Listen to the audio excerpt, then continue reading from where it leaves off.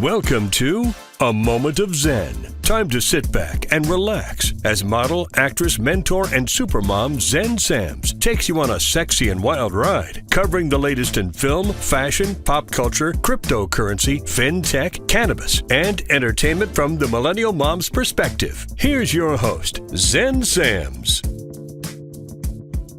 Hello, my beautiful tri-state area. Welcome to our 167th episode.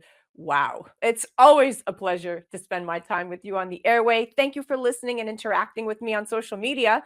That truly does make it all worthwhile. I read all your comments.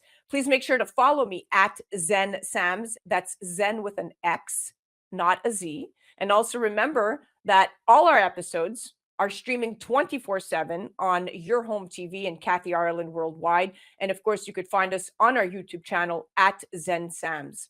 Up next in the Going Deep segment, brought to you by CO2 Lift, in our Expert on the Microphone series, live from Music City Nashville SCALE 2024, we're going to be chatting with favorite dermatologists and plastic surgeons. Today, we're featuring Danielle Macaluso, a physician's assistant and practitioner at Vega Plastic Surgery. She's going to join me to chat all about her experience with CO2 Lift and its amazing benefits. In the Discover Your Potential segment, brought to you by Smart Pet Talk, we're joined by contributor, podcaster, and host Anna Devere. And today she is joined by Beth Lauren, founder of the WellTech World Summit. They're going to join me to chat all about the future of the wellness industry, the importance of self-care, and her WellTech World Summit. In our Millennial Mom segment, brought to you by Your Home TV and our friends over at Kathy Ireland Worldwide, we're featuring Katrina Fay, author of Beauty is Bone Deep, available on Amazon. She's a pioneer blending psychology and orofacial myology to revolutionize craniofacial functional medicine. She joins me today to chat about why you should not use braces on growing children. In our Trailblazer segment, brought to you by FemTech TV, we delve into a harrowing story of courage, resilience, and the stark reality faced by Iranian dissidents. Today, we have with us Gazelle Sharmahd, human rights activist, co-host of the War and Freedom podcast, and the daughter of German-American journalist Jimmy Sharmahd, who has been kidnapped by the Islamic regime since 2020 and currently still held prisoner. Stay tuned for Gazelle. She's coming up next. This is one story you don't want to miss. You're listening to A Moment of Zen right here on 710 WOR, the voice of New York, iHeartRadio. We'll be right back after this. A Moment of Zen is sponsored by FemTech TV. FemTech TV, the newest streaming channel focused exclusively on the business of blockchain, digital assets, and sustainability. Broadcasting from our studio on the floor of the New York Stock Exchange with daily reports from NASDAQ, global expansion, and 24/7 coverage. Become part of the launch. Head to fintech.tv/invest. fintech.tv/invest. Tune in to A Moment of Zen, Saturday nights from 9 to 10 p.m. on 710 WOR, the voice of New York.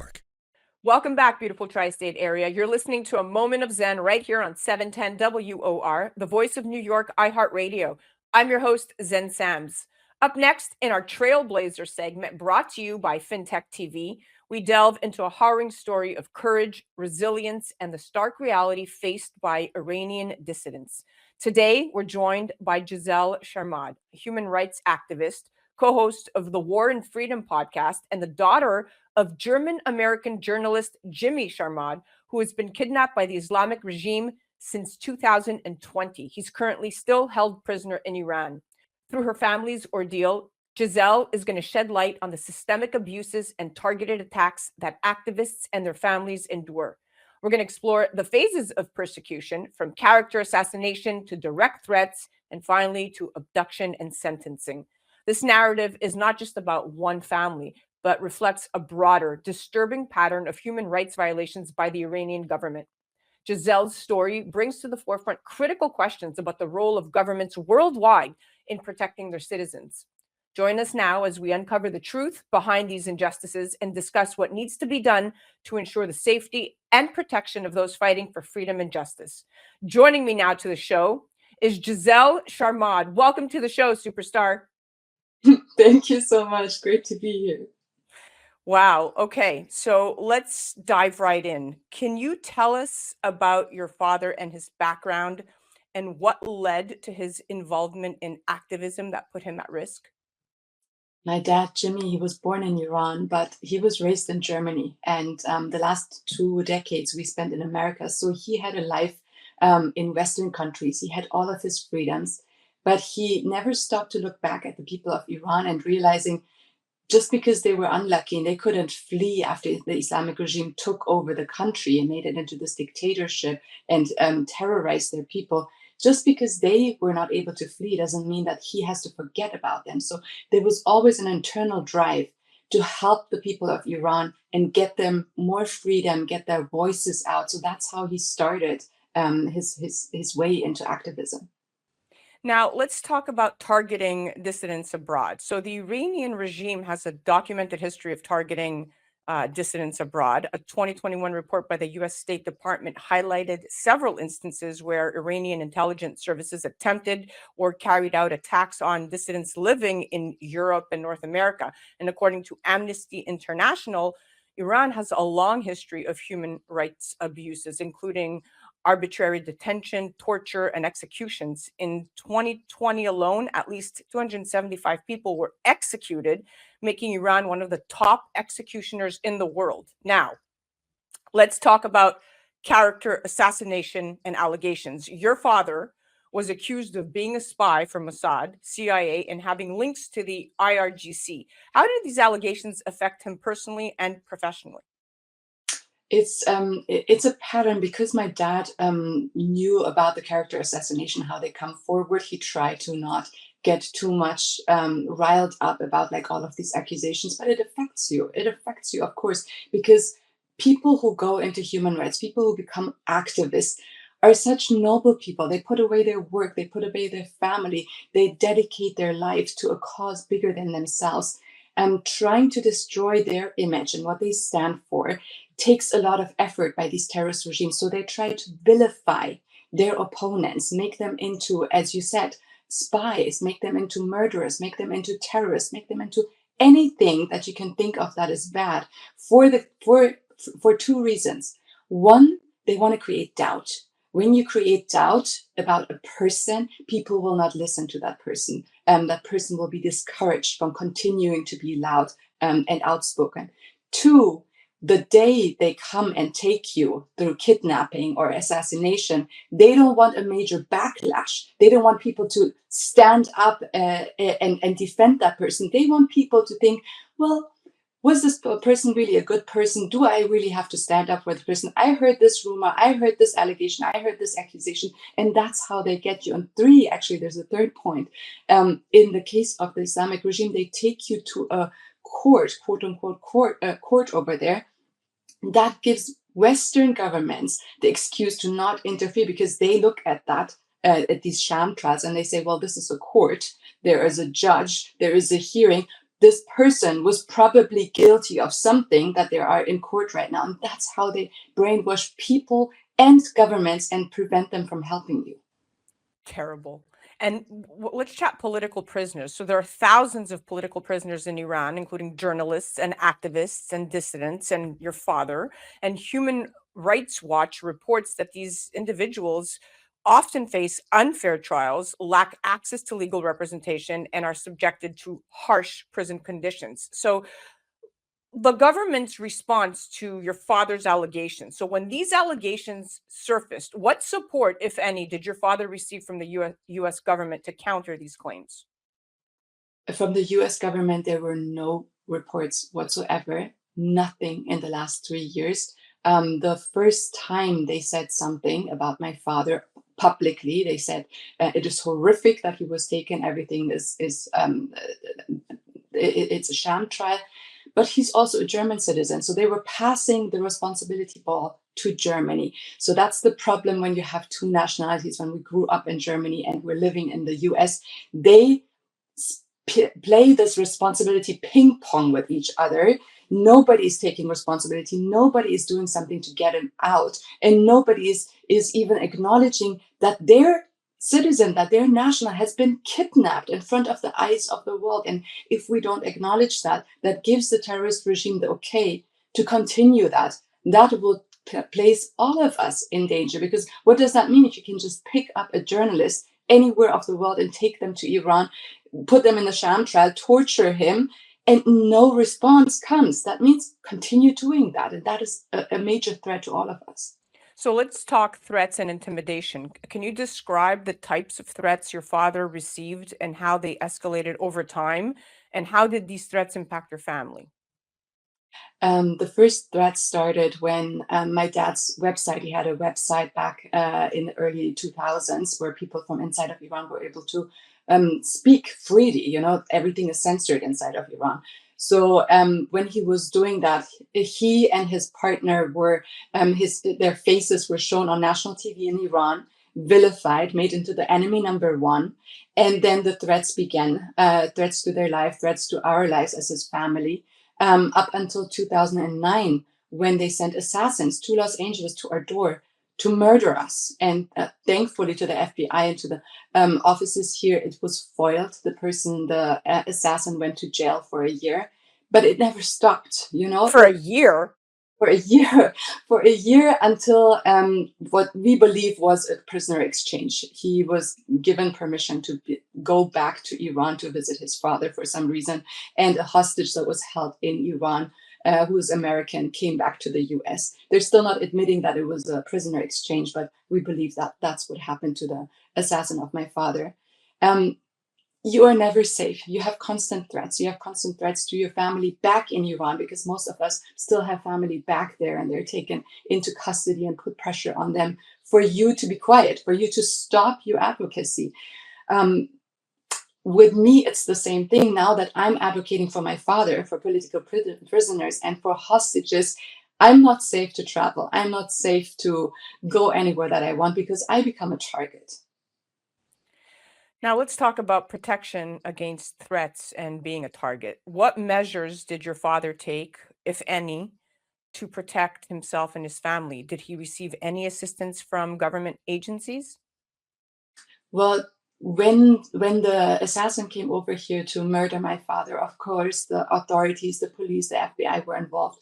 But if you think that we get any special protection, even though they see that we are targets of assassination, targets of transnational repression, that does not happen. That does not happen. We're told to be more quiet. We're told to stop advocacy. We're told, some journalists are told to go into witness protection. That means changing your identity, going underground, stopping what you're doing. And it is so important for us to be out there and to be loud and to be protected, because we're trying to save the lives of others whose voice have been taken away. So telling activists, shut up, or you're not protected, is actually emboldening the oppressor over there that also wants to do that. So I don't have protection when I'm traveling. I have to get my own protection when I'm going to Europe to speak to my government over there. I don't feel safe over here. I cannot go on rallies. I cannot go on stages unless I know there is like super great security there. So it affects your life. Yeah, it sure does. And the Iranian government is known to frequently use character assassinations against dissidents like your father, accusing them of espionage or ties to terrorist organizations without evidence. And this tactic really does aim to discredit and isolate activists from international support. It's completely a vicious cycle that never ends. And our Western governments play a key part in all of this. So let's chat abduction and government response. Can you detail the events leading to your father's abduction? What was the immediate response from the US government once he was taken? My dad went on a business trip. He is a software engineer. He was traveling during the pandemic. Unfortunately, like when he traveled, the pandemic hit, and he was trying to go to India and back. He had a flight overlay. What usually happened during the pandemic was that your flight were canceled or rerouted. So he had a flight overlay in Dubai and called my mother from his hotel room. That was the last time that we knew he was okay. We saw him in his hotel room. We had a Google tracker on him, you know, like the Google Maps, where you can see where the other person is. And my mom was able to see that his Google tracker is moving, but he's not responding to her messages anymore. Within the next day, she was seeing that he was moving into a wrong direction. He was moving from Dubai over to the border of Oman, and then from there to the coast of Oman, and the tracker broke off. At that moment, she got a message from my dad's phone saying, "I'm okay." That was most likely the kidnappers messaging her. My dad would not just say, "I'm okay," after she's so worried. And the very next day, we saw him on state media in Iran, where they blindfolded him. The signs of torture, his face is swollen. He's confessing to so many crimes that he did not commit. And that was the moment when we woke up and we knew they got my dad. They have my dad. We did not know if he's alive, if they have executed him yet, what happened to him, where he is, nothing. Just that the enemy has my father. And the reaction of our governments was nothing. All the way from here to Japan, in the media picked up the narrative of the Islamic regime reporting that a terrorist ringleader or spy or whatnot was arrested in Iran. And we were screaming from the end of our lungs saying, he's not a terrorist ringleader or spy or anything. He's an activist and a journalist, and he was not arrested in Iran. He was kidnapped and taken there. And it took us months then to show to the world, to the journalists and everybody who was repeating this propaganda, what has really happened. And thankfully they changed after some time, but nobody cares if a terrorist or a spy gets arrested somewhere. Of course, there was no outcry. Of course, nobody was worried about that, because they changed the narrative. And that is so powerful when they do that to you. When was the last proof of life or sign that your father is okay that you had? The last time he had a phone call with my mother, he's usually not allowed to talk to me, but only to my mother, was after October 7th. Of this year? Of last year. Of 2023, October 7th of 2023. Yeah. 1 week after October 7th, he was allowed a phone call. He sounded horrific. They're holding him at an unknown location. He's by himself. He has no human contact. Over 1,400 days he is in solitary confinement.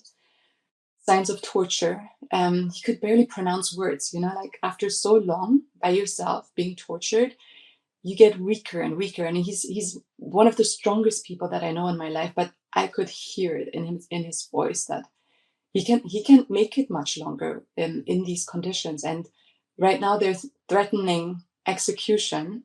As you mentioned before, the amount of executions in Iran were last year more than 835 people were executed, and that is just like the number that they put out. So the reality is usually much higher. Yeah. Now your father has officially been sentenced to death by hanging. Is that accurate? Yes, if you can call it a sentence, yes. There are no judges. There is no real court. There is no real files against him, but they have said that he is sentenced to death by hanging from a crane in public. That means in a public city, they put up a crane and they hang you there for the whole city to see. Why do they do that publicly? To tell all of the other dissidents, all of the other freedom fighters, this is what can happen to you. To tell us outside of the country, look, it doesn't matter if you're American, it doesn't matter if you're European, we can pick you up, we can bring you here, we can hang you to death, and your governments will do nothing to help you. And that is unfortunately the case, that's the world we're living in. Wow. This is absolutely horrific. I am sorry you are going through this. I can't imagine what you're feeling, but you are strong and you are gonna fight for your dad. And I know you're doing it. I see you all over social media, and I'm very, very proud to have you on today. Now, call to action and hope for the future. What do you believe needs to change in terms of government responses and international cooperation to prevent such tragedies in the future? What can the public do to support your father's cause? For my father's cause, the most important thing is what you're doing. Visibility in the media, in social media, gives people over there, gives my dad immunity. When the regime knows people care, people know his name, people support my voice, and I can go and be loud for him, they hesitate with the execution. They hesitate doing something to him. So it is life-saving what your journalists are doing and what followers are doing. Please follow me on my social media. And for in general, the Islamic regime has a business model of hostage taking for the last 45 years, the same model that Hamas and Hezbollah are copying. This business model needs to be stopped. The way we stop that is if we create a global task force. All of these countries that have hostages in Iran, in Gaza, in everywhere, need to come together and address this head on. We cannot stop talking about the hostage problem until it is solved. And until then, I want everybody to be loud and talk to their representative and ask, why hasn't this national be brought home? Who's talking about Jimmy Sharmahd? What are you doing to save him? And why haven't you done anything yet? Ooh, we are officially out of time, my dear, but I thank you so much for coming on, being transparent.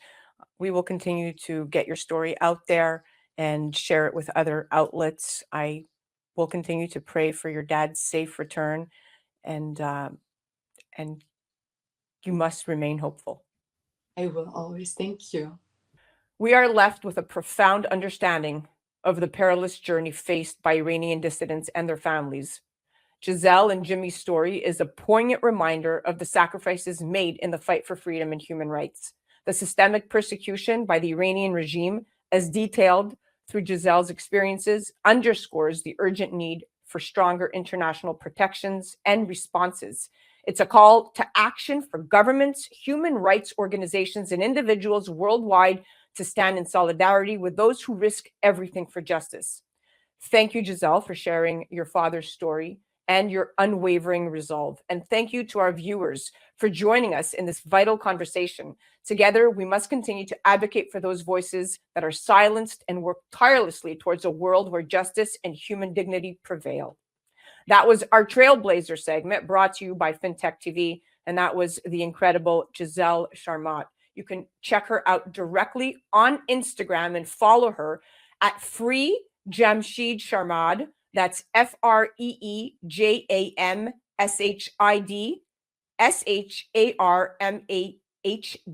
Free Jamshid Sharmahd.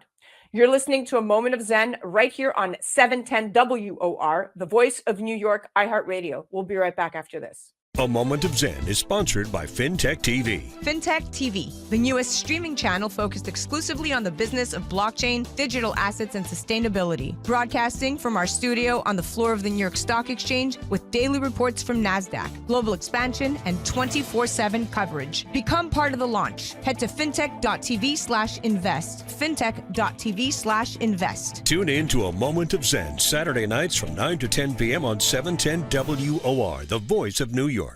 A Moment of Zen is brought to you by CO2 Lift. As we age, our skin loses moisture and elasticity, causing wrinkled skin. You can reverse this aging process with CO2 Lift. CO2 Lift utilizes the powerful benefits of carbon dioxide to lift, tighten, and regenerate your skin. This simple, painless at-home carboxytherapy treatment is scientifically proven to reverse the aging process. You will see reduction in wrinkles, increase in luminosity, and improve pigmentation, sagging, skin tone, and radiance. For more information or to order CO2 Lift, go to CO2Lift.com. Welcome back, my beautiful tri-state area. This is Zen Sams, your favorite iHeartRadio host on 710 WOR, the voice of New York, iHeartRadio. And I'm all the way in Nashville, Tennessee today at Scale 2024. And I'm chatting with the gorgeous Danielle. She's a nurse practitioner. She works for Vega Plastic Surgery. And she just came out of the CO2 Lift Glam Room. And we're going to get her reaction on how she feels after this fantastic mask. Oh my gosh, so great. Thank you so much. So you're glowing. Thank you. How long did you apply the mask on for? 45 minutes.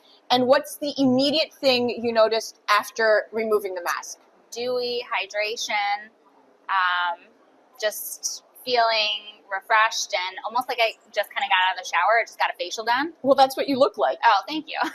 You're glowing. She's glowing. And this is the commonality that I'm seeing with this mask.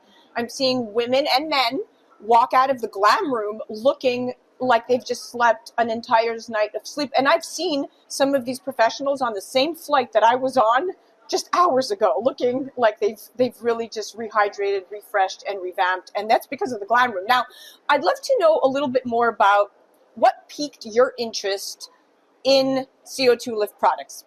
So we first found it when my coworker and I were at AES Aesthetic Extender Symposium in the Boca Raton last August. and they were just sending out emails wanting to know who might be interested in applying it. So we thought, sure, why not? We're here. Put it on, and then felt that immediate, like I said, that hydration, that dewy divineness. And so we thought, how can we bring this into our practice? So trying to kind of figure out where to place it. And when it was here in Nashville, we thought we'll do it again and, really try to bring it on board. And seal the deal. So now that you've experienced the mask several times and you've felt your skin react in real time, is this something that you would use on your patients? Yes, definitely. And what is the most common use case that comes to mind for your particular patients? So I think that it could be in anyone, but we're looking to combine it with other treatments such as Morpheus8 microneedling, radiofrequency, ablative lasers, either before or after, MLP, Profrax. But like I said, you could do it on anyone, after injectables, after facials. We were trying to figure out how to put it on just because of the fact that it stays on for 45 minutes, but it was really easy to take off. Yep. So just even if you put it on patients before they leave, they take it off 45 minutes later. Feel great. No mess. Yeah. No mess. And I've seen it in real time. Well, I can't thank you enough for coming on and chatting with us today. Tell us more about how we could find you and the practice you work at. So Danielle Macaluso, Vega Plastic Surgery. We're in Rochester, New York, Western New York area. All right, we have a new fan. You heard it directly from Danielle. CO2 Lift coming to Vega Plastic Surgery. Well, thank you so much.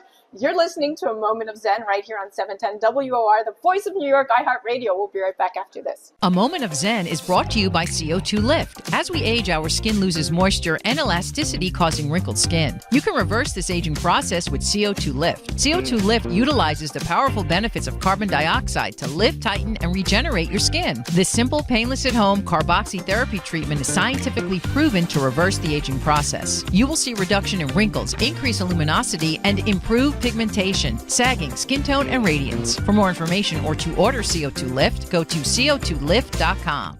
Welcome back, beautiful tri-state area. You're listening to A Moment of Zen right here on 710 WOR, the voice of New York, iHeartRadio. I'm your host, Zen Sams. Up next in the Discover Your Potential segment, brought to you by Smart Pet Talk. Today, we're joined by contributor, podcaster, and host Anna Devere, and she's joined by Beth Lauren, founder of the WellTech World Summit, where attendees can experience an array of informative and collaborative events, including panels, keynotes, and video presentations featuring leaders in FemTech, health tech, nutrition, mental health, and even more. Beth's interest in the intersection of wellness and technology peaked when the COVID lockdown altered her current venture. She clearly was not alone in her interest after over 1,900 people virtually attended the first ever WellTech World Summit, and that was back in 2023. Today, she's going to join me with Anna to chat about the future of the wellness industry, the importance of self-care, and her WellTech World Summit. Welcome to the show, my dear friends. Thank you. Thank you. Beth, so excited to have you on. Let's dive right in. Now, the U.S. wellness industry is valued at $1.8 trillion, and that's according to the Global Wellness Institute most recent data from April of 2024. And to go even further, the U.S. ranks number one out of 9 of 11 wellness sectors the GWI measures within the overall $5 trillion global wellness economy. So clearly, the U.S. wellness industry is booming, yet more people than ever seem to suffer from some more physical and some form of mental and health disalignment today, if you will. So how does your WellTech World Summit figure into the solution to this problem?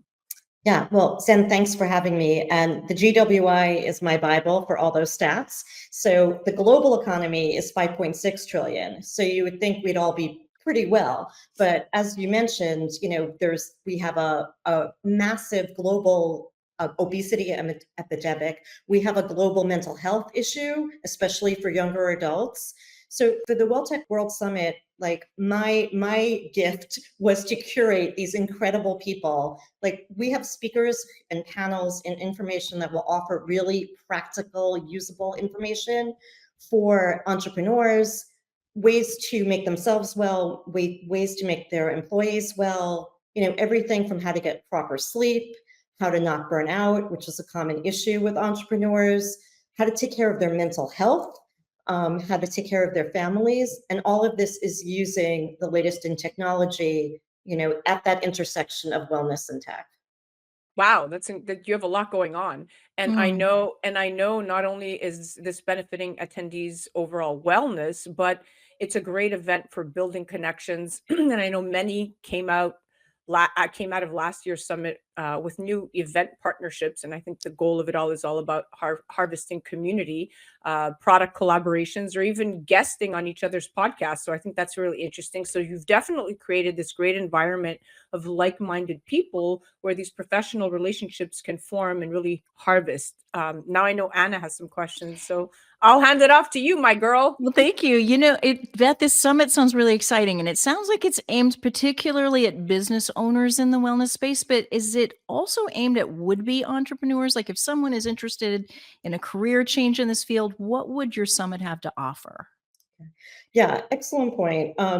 Last year, when 1,900 people joined us online, it was the first year, and we weren't sure who our audience was. And so we really looked at the data, and it was really a business-to-business event, really aimed at entrepreneurs. But in this country alone, there are 31 million entrepreneurs, which is 16% of the US adult workforce. So that's a lot. So definitely this event is for founders, but also it's for budding founders. I think, obviously with those kinds of numbers, you see we're really an entrepreneurial culture. And the wellness business is a perfect place to start that journey. There's, so many opportunities, supplements, wearables, skincare lines, athletic wear, like whatever your passion or your personal interest or your skill set, there's a way to get into the wellness economy.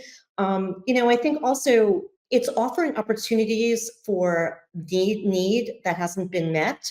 For example, last year we had this incredible menopause panel, which we're going to have again. And this year we're going to add andropause, which is male menopause, if people don't know, which is a real thing. It's not just a punchline. And, our panel was comprised of women from Ireland, Sweden, the US, and they all had created these incredible platforms and apps and podcasts and walk-in centers. And they're providing information and opportunities, education for perimenopausal women and menopausal women that just didn't exist in their communities. And they've grown. Their business is one of them. They have a platform that just raised $3 million. So clearly, this was a need that needed to be met. So I think there's so much opportunity out there in this industry. You're definitely fulfilling a market. Now, the intersection of wellness and tech is an interesting one, but you are absolutely right to express an interest in this as the rise of new technological innovations offer new opportunities and advancements in various industries, right? Not just wellness. And this is only just the beginning. However, many people fear some of these technological advancements. In fact, there's actually a term for this called technophobia. And this fear typically arises for various reasons, whether it be for privacy concerns, an alarm for making the human workforce obsolete, or even just a general aversion to change. But I'd love to hear your thoughts on how the world of wellness and technology merge. And in your opinion, what are some of the ways that technology is democratizing the wellness world? Yeah, it's really about accessibility and affordability. I mean, you can go on platforms I won't give, free press to, but that where you can do anything. You can take a yoga class for free. You can learn the proper use of a kettlebell.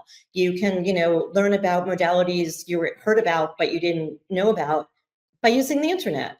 A lot of it's affordable. Most of it's free. And instead of it being this aspirational thing where like, oh, gyms are so expensive or equipment's so expensive, or people look at body types and images of famous people and think it's not attainable for them.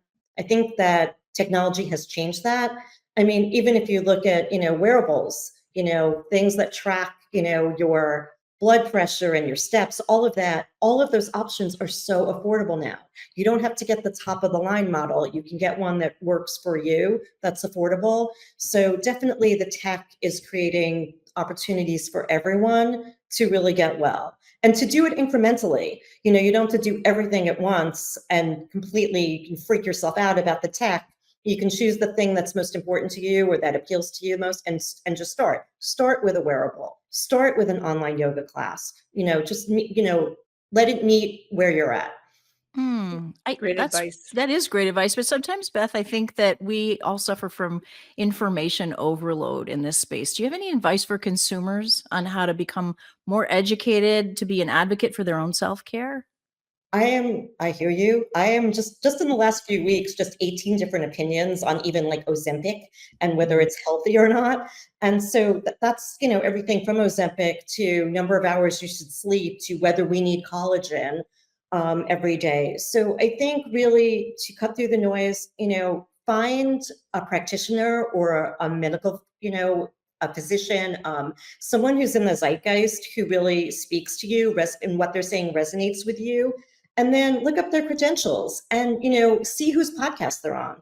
If they're consistently being booked at top rated podcasts or podcasts of people that you trust, that's a reason. Those podcasters have a vested interest in bringing you real information, truthful information. So just, you can follow along that way. And that really helps you to cut through the noise. Just, be a smart consumer. The way you might read a food label, just, that's the way you should vet the information you're getting online. Well, it's clear you do dedicate an extensive amount of time and effort towards bettering others, if you will, in their self-care and wellness efforts. But looking towards yourself, I know you've been open about battling PTSD as a result of surviving a violent childhood assault. And now, as an entrepreneur, constantly working to help others, do you find it challenging to maintain balance between running a business and your own self-care? I mean, I know it's probably easy to get swept up in the work.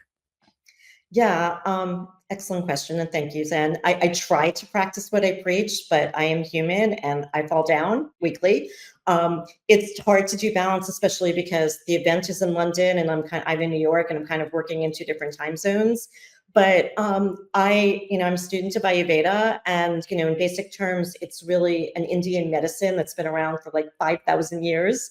And it's actually a technology that works in harmony with your individual body constitution and with the seasons. And it's a much deeper dive, but that's kind of basic construct of Ayurveda. And I try to employ Ayurvedic supplements that help me de-stress and help me with my sleep. I try to be consistent in my routines. I'm really dedicated to my meditation practice. So all those things really kind of get my day set up and help me to kind of stay aligned. But a meeting comes up that runs long, or you have to do something early in the morning, or eating on the run. It's like, I'm not perfect, but I think the most important thing is setting up a good morning routine, because that sets you up for the day. And then really kind of paying attention to your body and listening to what it needs. You're such a wealth of information. Yeah, Zen. I can see you're agreeing. Yeah, right? I know I stopped. I didn't want to talk over you, but I love what you're saying, Beth. It's absolutely crucial that you always make time for yourself. And it makes me think of a quote by author and thought leader Bryant McGill. And that's: taking care of yourself is the most powerful way to begin to take care of others, because you have to start with yourself, or you'll have nothing left to give. And it's clear that's exactly what you've done. So well done. 100%. I mean, I think that's almost a new concept for us. I think for cultural reasons or societal reasons, we're always like, be selfless, take care of other people. And we're finally realizing that that's why we're all burnt out. Like, we need to really prioritize our own health, or we're not going to be good for anybody else. Yeah. This is what everybody needs. Would be such a fantastic conversation and a summit for consumers. Do you have any plans to build that out for consumers as well? I'm glad you asked. The flagship event in London is the first time we're doing it in person. The UK economy is the 5th largest growing economy for wellness in the world. And there's a lot of health tech and femtech companies, startups in the UK. So we're excited about the London event in November, which we can talk about more. But so that's really kind of a entrepreneurial, kind of a B2B event, really founders and funders, although it is open to everyone. But we're really planning to do smaller targeted events throughout the calendar year that are really focused. We are in the early planning stages of a mental health event that we're probably going to do in New York City in 2025. And that is open I think would be of interest to anybody. In all the aspects, we can use technology to make sure we have good mental health. Wow, you have it definitely lined up there. So we have 1 minute left. We're almost out of time. I'm excited to hear what attendees can expect from this year's event, but you seem to have covered it all. So as far as discover your potential takeaways, what inspires you to do what you do, and why are you hopeful for the future? Yeah, I think I'm really inspired by what happened last year, that 1,900 people showed up online and were really excited. And I did surveys afterwards and people loved it. And so many people, and you referenced this before, like people that were on panels, exactly what I wanted happened. They collaborated, they were on each other's pods. Some people are working on products together. And I really feel like dialogue and making sure that people building the tech and the people that are in the wellness space are talking to each other and that have opportunities to offer advice and collaborate and help each other scale businesses. I think if COVID taught us anything, I think it's like we're in this together, mental, physical, spiritual health. I just want to mention, so the event is live on November 19th in London. It's a full day of panels and Qigong and yoga and healthy food. And if people go to WellTech World Summit, .com and sign up for the mailing list. Early bird tickets go on sale on June 7th. And if you're on our mailing list, you'll be the first to know. And the early bird tickets have a really nice discount. Wow. Well, that says it all. We are officially out of time. And I don't know if you have any closing thoughts, but I sure feel fulfilled. Thank you so much for being transparent and really laying the land down the way that people should really truly be receiving it, because it's no easy feat to be able to accumulate and speak to the amount of people you do within a summit and then have positive feedback for returning attendees year after year. You're definitely speaking to them and evoking some level of emotion. Thank you. Thank you. Thank you for this opportunity. It was great. Great. Thank you, Xen, and thank you, Anna. Yep. My pleasure. That was Discover Your Potential segment brought to you by Smart Pet Talk. And that was the incredible Beth Lauren, founder of the WellTech World Summit. Definitely be sure to check it out and stay up to date online at welltechworldsummit.com and on the gram at WellTech World Summit. And of course, to see more of our beautiful Anna, head to discoveryourpotentialshow.com.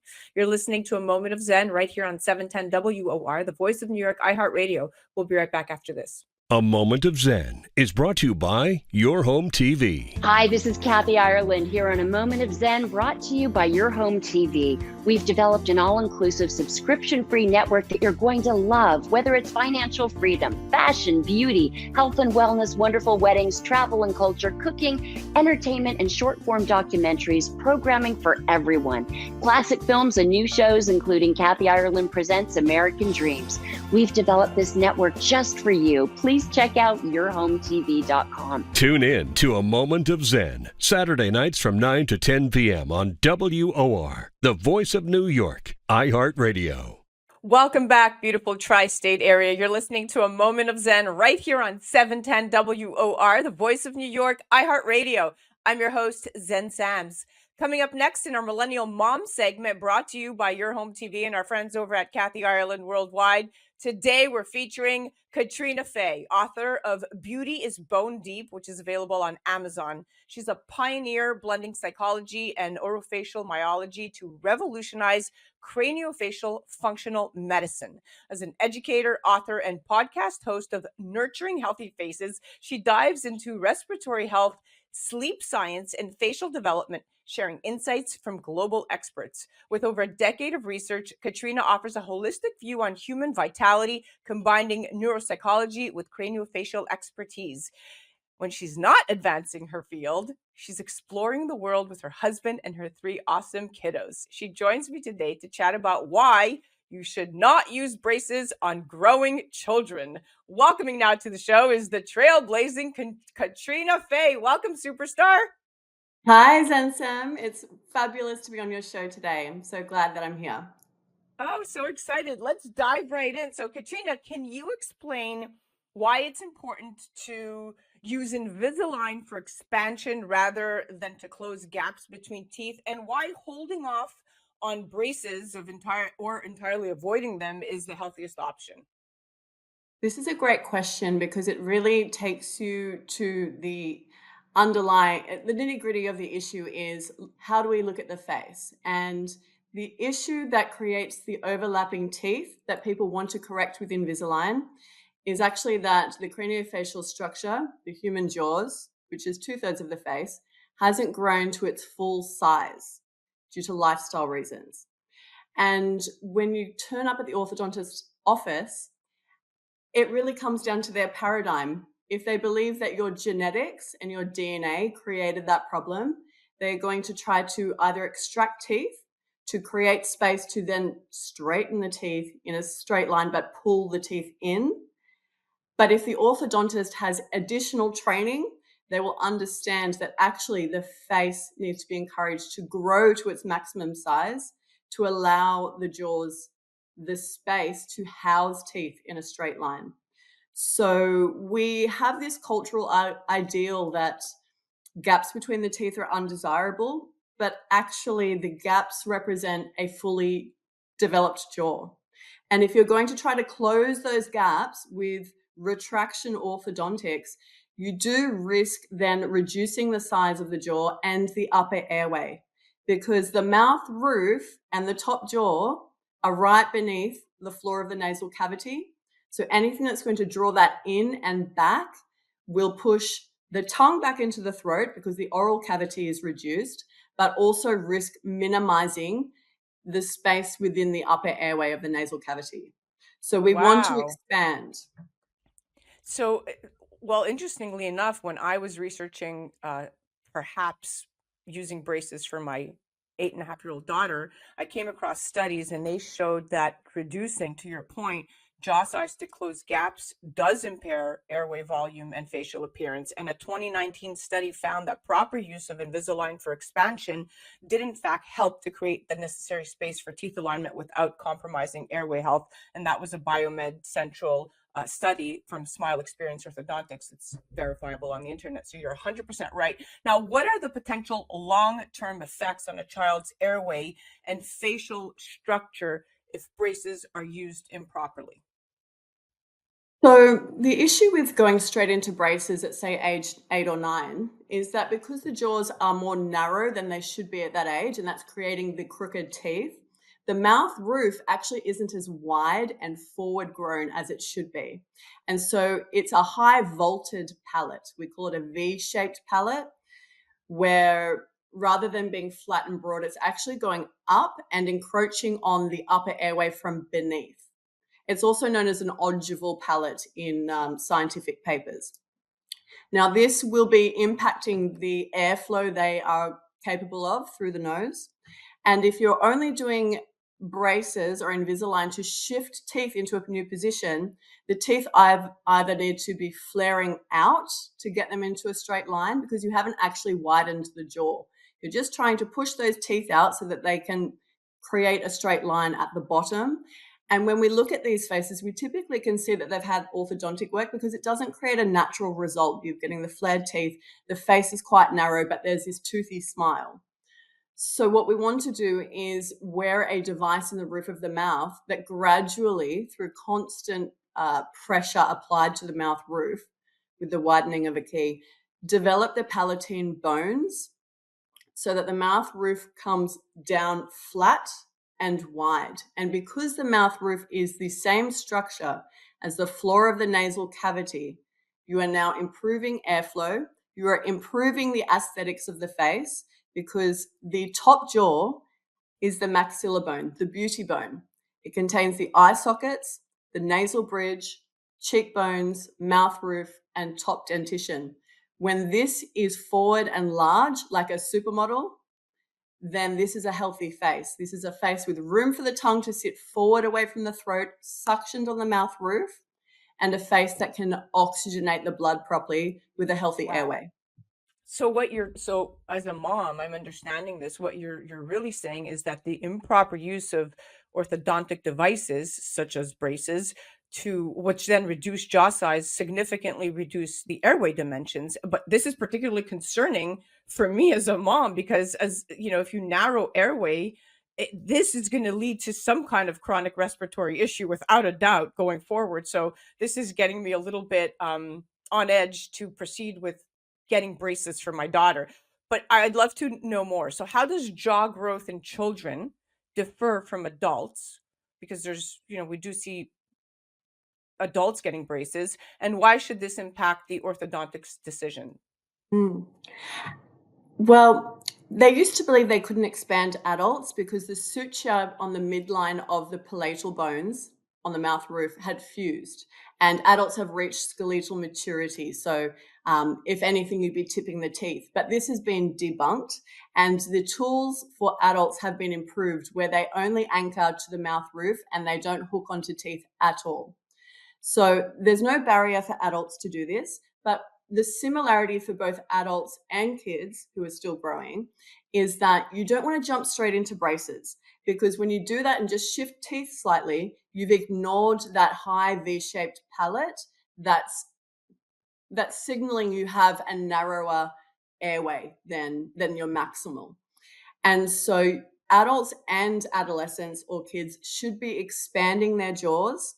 And if the teeth are still rogue and doing strange things at that point, or there's a really big gap people don't like, that can be corrected with braces. But it's not necessarily always the braces later that are the problem. It's the fixed retainer that orthodontists glue onto the teeth for young kids and adolescents that prevents the jaws from continuing to grow, because they are locked in place by that retainer, which you are supposed to be wearing for the rest of your life. And so how do the jaws grow when the dental arch has been locked in place since the age of 10 or 12? It has to divert its growth pattern either long and narrow or flat and wide. But either way, it's not resembling the individual's genetic potential, and it may not have allowed the airway to get to its maximal size. That's a lot.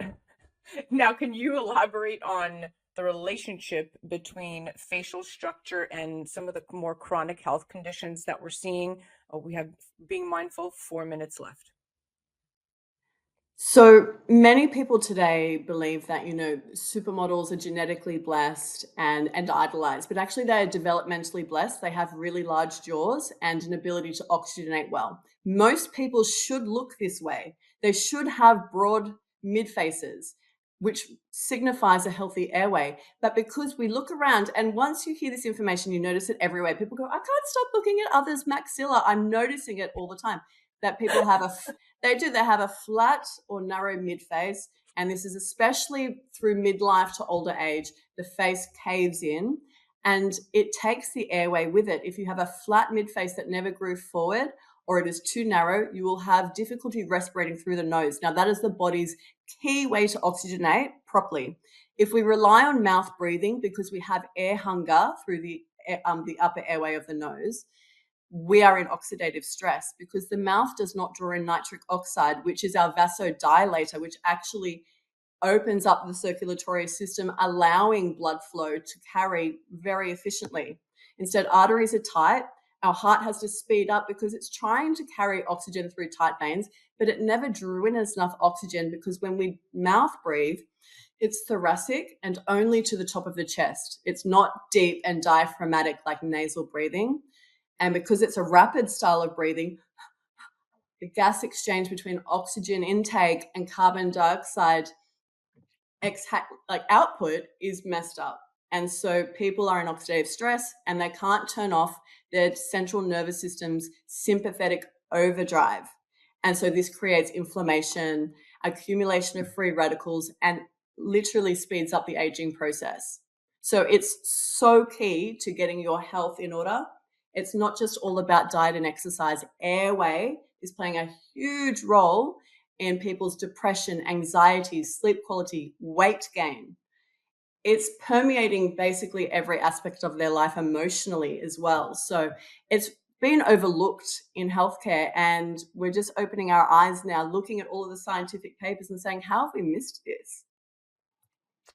Yeah, I mean, it seems like this is a major issue because, the implications of wearing these retainers daily for a child's jaw growth seems to be really scary. I mean, I know people that have been, using retainers on their children since the child was, 6, 7 years old. I feel like this is so ill advised and misguided after listening to you speak.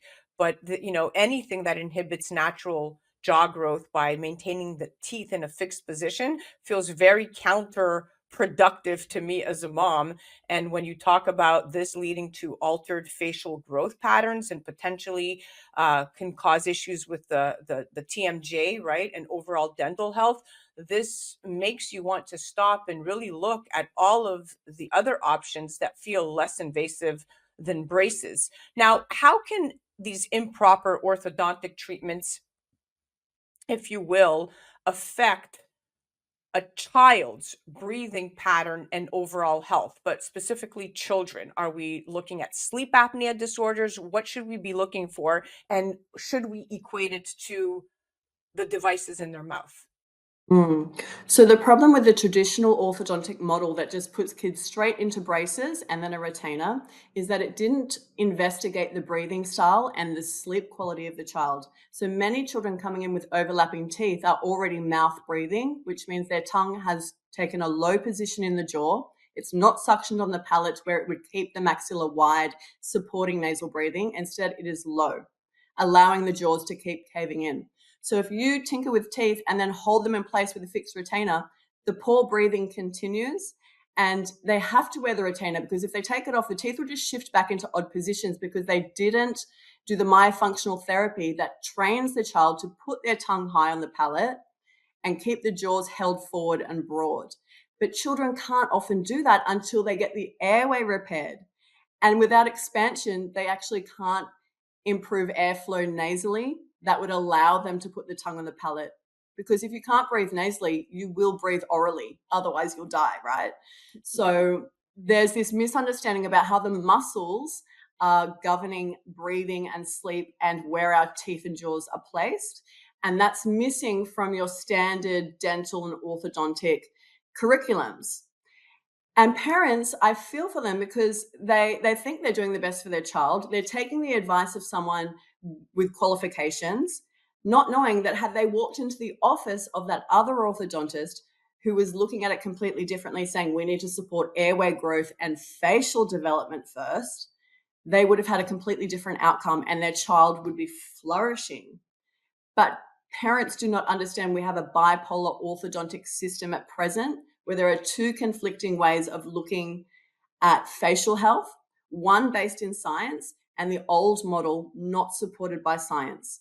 When they started pulling people's teeth out and saying, oh, well, your teeth are crooked because you inherited that problem, that's not founded in science. There's no science to support that.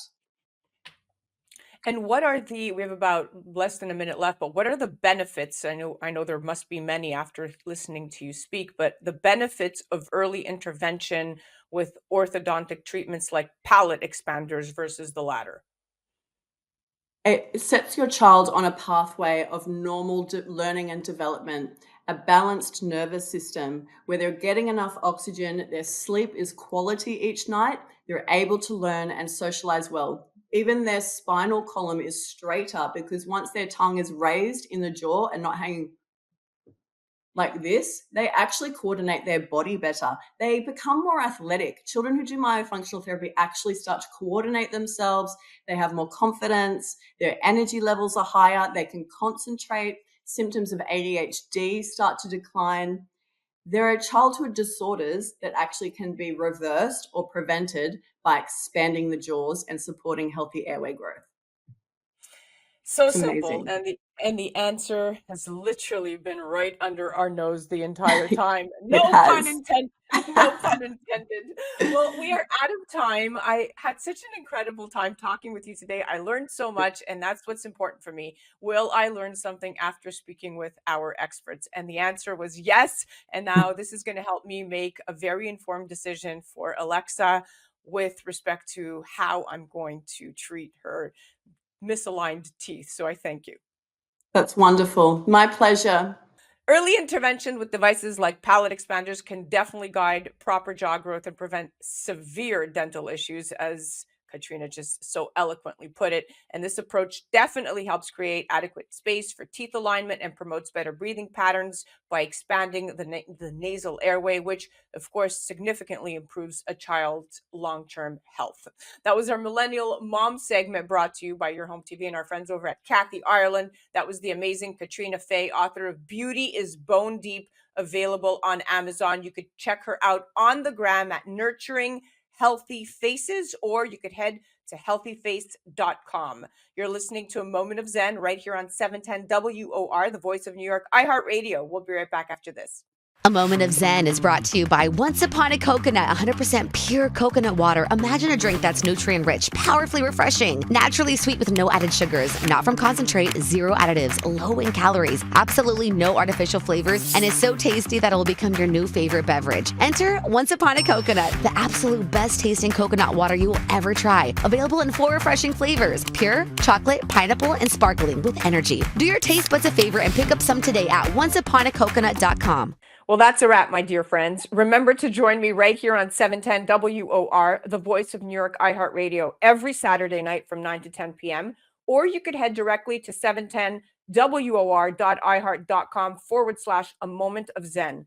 Also remember that we're live on Traverse TV Sundays at 1 p.m. Eastern, YouTube Sundays at 2 p.m. Eastern, and all episodes of A Moment of Zen stream 24/7 on Your Home TV and Kathy Ireland worldwide. You could head directly to our channel at mox.yourhometv.com. It's free programming to you.